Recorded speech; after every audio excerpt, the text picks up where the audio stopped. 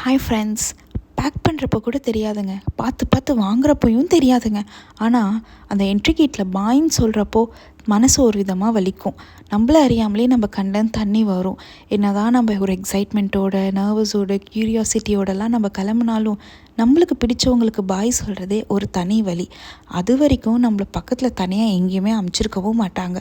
அப்படியே நம்ம போயிருந்தாலும் ஒரு 4-5 ஃபோனை பண்ணி, என்னம்மா ரீச் ஆகிட்டியா, பத்திரமா போயிட்டியா, எப்படி இருக்க, என்ன பண்ணுற அப்படின்னு கேட்டுட்ருப்பாங்க. எனக்கும் அப்படி தாங்க.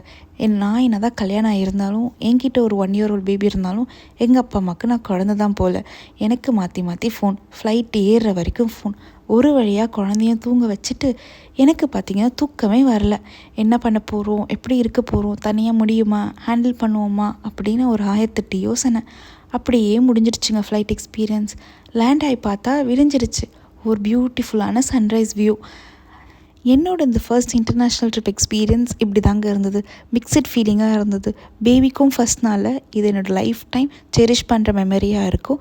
உங்களுக்கு இந்த மாதிரி ட்ராவல் எக்ஸ்பீரியன்ஸ் இருந்ததுன்னா மறக்காமல் ஷேர் பண்ணுங்கள், லைக் பண்ணுங்கள், கமெண்ட் பண்ணுங்கள், சப்ஸ்கிரைப்